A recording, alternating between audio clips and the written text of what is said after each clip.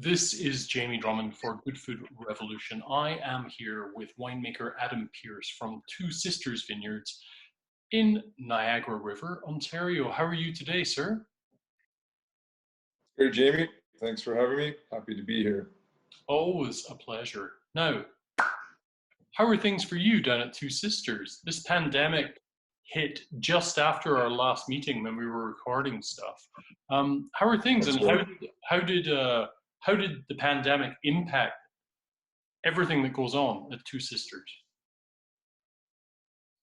Right. Well, I mean, I don't remember the exact day, but I remember as you know, as this pandemic was just starting, and I think a few things were starting to close down. We decided we were actually, I think, maybe the first winery to actually close its doors. So we decided to close, all of our customer-facing operations. Right away. That was right around, I don't remember exactly, mid-March or something like Right. that.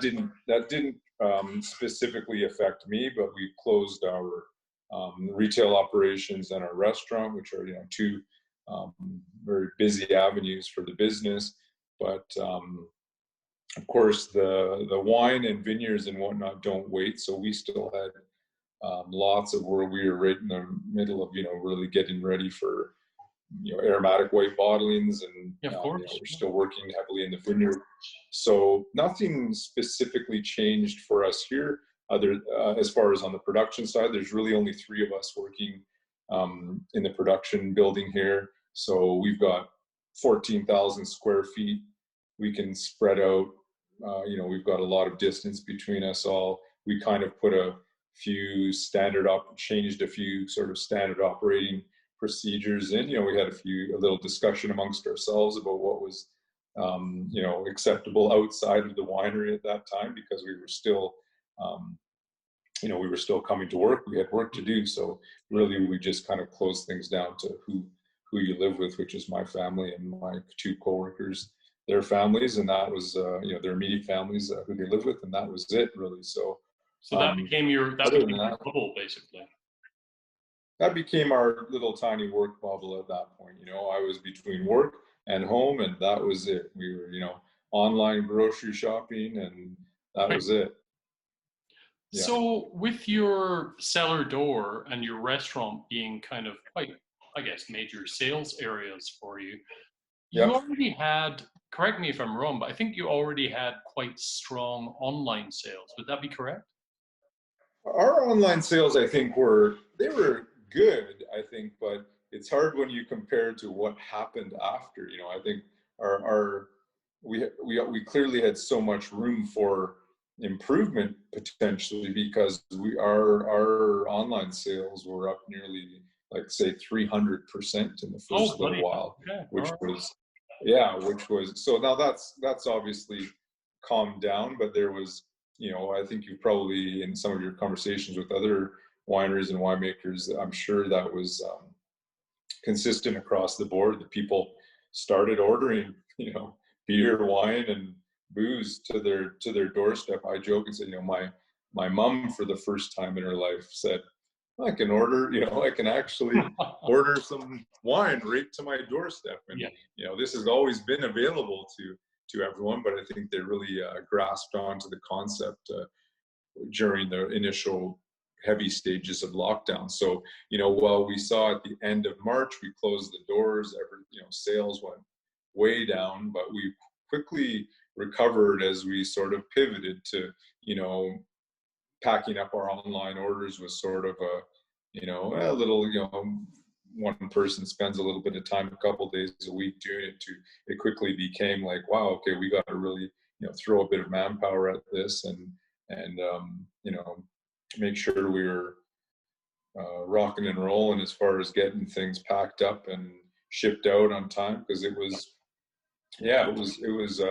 pretty crazy into April, and then things came down a little bit, but we still managed to hold on to a fair bit of our those initial online sales, the spike that we experienced at the end. So that was good. Otherwise, sales in the retail store, of course, were nothing as we were closed and the restaurant was closed. But as we slowly started to open back up in phase 2, we really kind of changed the way we were doing, we're limited with how many people could actually come in the building.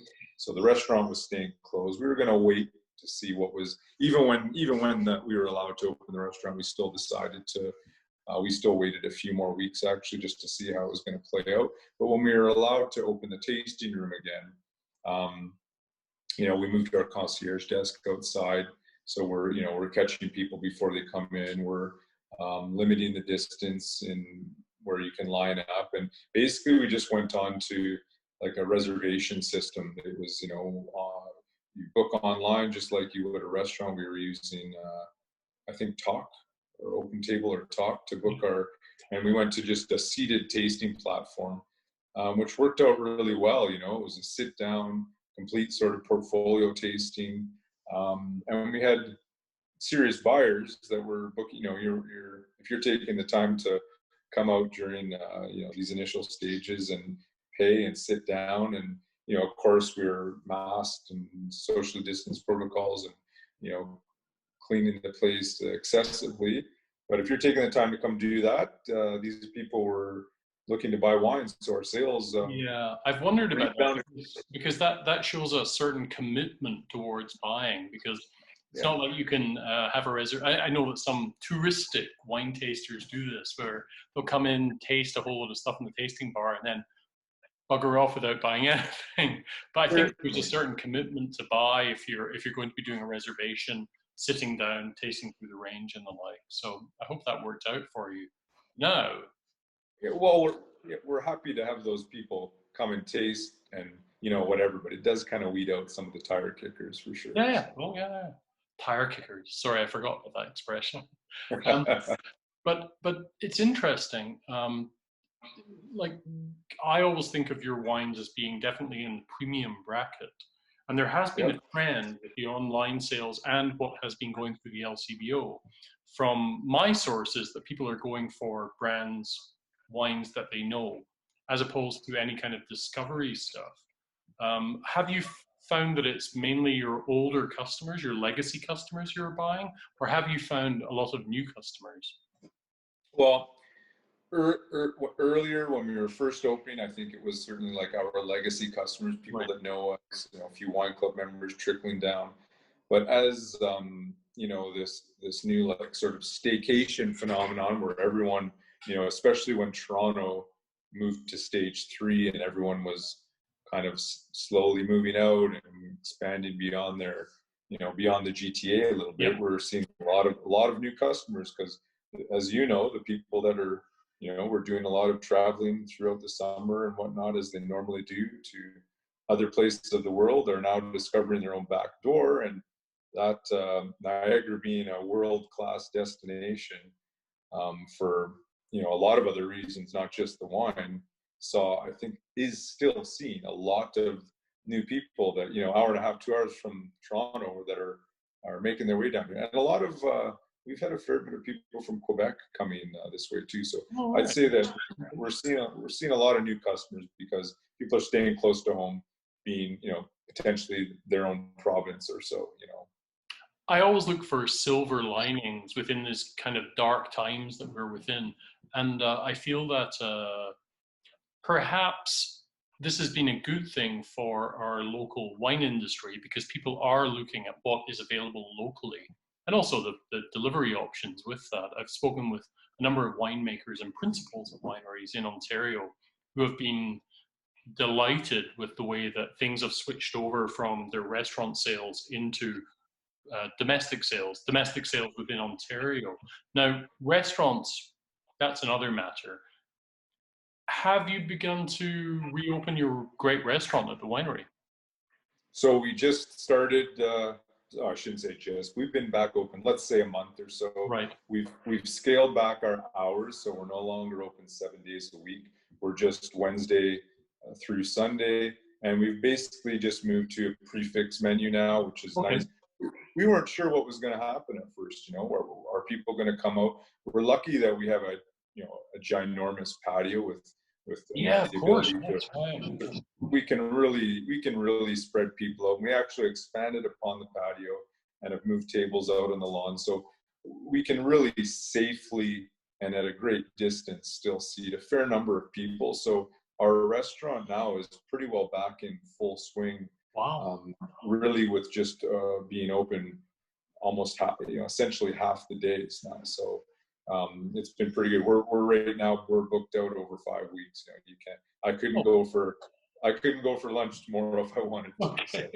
So it's not a bad problem to have right now. So Well, that's good news, and you're very lucky to have that external space there. But what are your thoughts about downtown restaurants, say Toronto, for example, and people that don't yeah, have patio space, especially those I mean, smaller independent restaurants?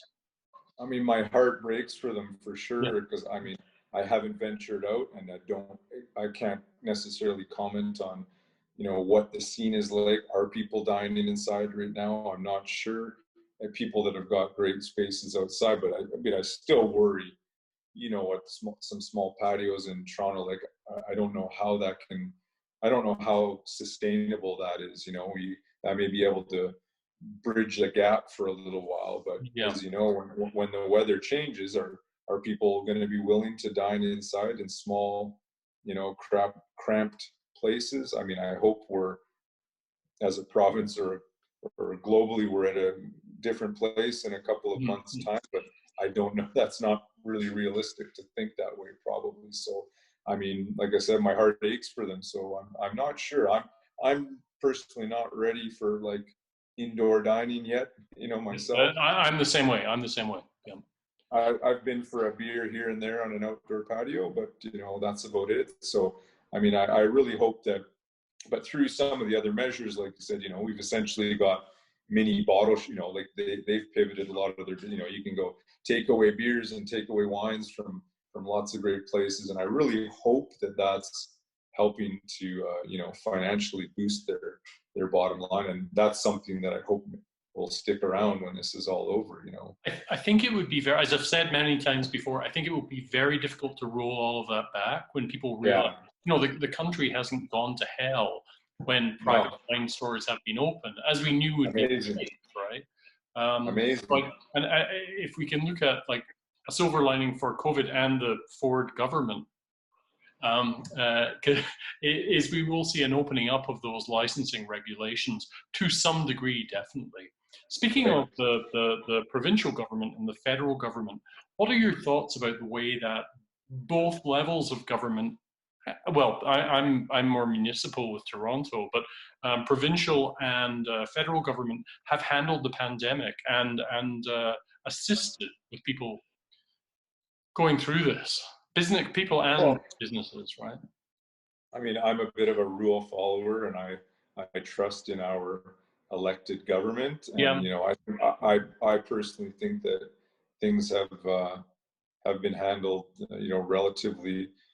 No one could have foreseen this happening, and we haven't had any trial runs at this. Everyone's doing this for the first time. So I think, in reality, if you look at what our numbers or our infection, that's the only thing I can really base my opinion on. Of course, financially, our province and country will be paying for this. For our great grandchildren will potentially be still recovering from this, but I don't know. But it seems to have been handled with our health, with the best interest of our health in mind. I think we did things well financially for some businesses. We saw lots of great, small businesses and restaurants and whatnot close and go out of business that won't reopen, and that's terrible. But that's, unfortunately, I guess that's was unavoidable, I suppose. So, but from that standpoint, I think it was handled, okay. How did all of this impact you personally? You mentioned that you had your small bubble at work. But how did things happen with your family, your immediate family, and your extended family? Yeah, well, my dad lives down here. He's healthy, but 79 years old. So we stopped seeing him and his wife, which is difficult. I have 2 small children. My wife works from home, so that wasn't a big change to just have the kids home. Um, a little bit of adjustment to have them home all the time, but it's also been unique. And I've had this conversation with a few other people, like my kids, which are close, a boy and a girl, which are both very close to begin with, but they've really had this like incredible time to bond even stronger the last few months, because they're just relying on each other. They hadn't, up until about a month ago or so, they haven't seen any of their friends. We have one other family who's in our bubble now that have a boy and girl the same age, which is, they've finally been able to see a friend. But up until that point, they've had an opportunity to bond. And, we were hunkered down as a family. We got on we cook a lot anyways, but, got on the experimental cooking train, drinking a little more interesting stuff, making some more different food, watching lots of movies, hanging out. So, on that aspect, take away the entire, terrifying global pandemic, we've had some nice quality family time. So cool. Otherwise, slowly opening things back up here now. So you have some new releases coming up. What's going to be released sometime soon? Yeah, so we've just 16 Cab Franc. Okay. Is a new one for us. 17 Blanc de Franc is new. We've got a couple of things that we just bottled, like a couple of wine club only wines that I'm looking forward to in the next few months. We've got our 2017 Cask Series Cabernet Franc, that'll be this fall or winter. Our 2018 Senza, that'll be this fall or winter. And for the first time this year, we made a small, I can't remember if I told you last time I spoke to you, but we made a small lot of Semillon Sauvignon Blanc. Yeah, you did mention that. Yeah. I'm really thrilled about that. That's I think one of the best whites we've made. So I want to see it sit in bottle for a little while and develop a little bit of tertiary aromatics in bottle, but that'll be potentially this winter as well. So yeah, things are going well as far as the releases. We've got some exciting stuff, and we're already thinking about we may be picking grapes, likely starting with sparkling next week as well too. So you're busy. We've been busy, yeah. We've got a lot of things on the go. Just finished bottling. We've got new tanks arriving, new casks arriving. There's been a strike in the Port of Montreal, which has held up a lot of, the supply chain for a lot of things in the industry come through. Montreal has really, there's quite a backlog there. The strike is over now, but that's created quite a backlog. So we've got all these things adding up, and then with warm and dry weather, we're 10 days to 2 weeks ahead. So we kind of just did our first, look last week at vineyard numbers, and looks like we'll be into some probably Pinot for sparkling next week at some point. Just waiting for those acids to come down a little bit, but it promises to be quite a good year. How are you going to be doing for labor during harvest? Labor for harvest, we're going to be okay. It'll just be the 3 of us here who are working all the time. If we need a hand, we've got, an extra hand. We've got someone from the vineyard team. Our labor in the vineyard has been spread out. Like our crew that normally works in our vineyard has been, there's been a challenge in the region this year to have the numbers that we need for all the vineyard work. So those things are happening a little bit slower than we like, but the fact that we've had the disease pressure has been low, the sun has been warm and it's been dry, has kept, pressures down on how quickly we need to get things done. And, we do a lot of hand leaf removal and those sort of things, which we like to get done faster with big crew, but, so we just took things a little bit slower this year. We also planted 2 new vineyards in the spring this year. So we've kind of had a lot on our plate. Well, it's nice to hear that things are kind of just running along at Two Sisters, and you're looking very healthy and not as stressed as myself. My hair. No, I just cut off most of my hair. So it's looking a bit weird right now. That's Adam, looking good. I haven't had a haircut yet. my wife doesn't mind it right now, but I'm not feeling it myself. Look at that! Goodness me! I haven't cut it since beginning of March. Well, it looks fantastic. Just a little trim on the sides. It's really fantastic to see you hearing that things are running smoothly at Two Sisters, and we'll catch up sometime soon. Okay. I appreciate it, Jamie. Thanks, man. Stay safe. Bye for now. Ciao.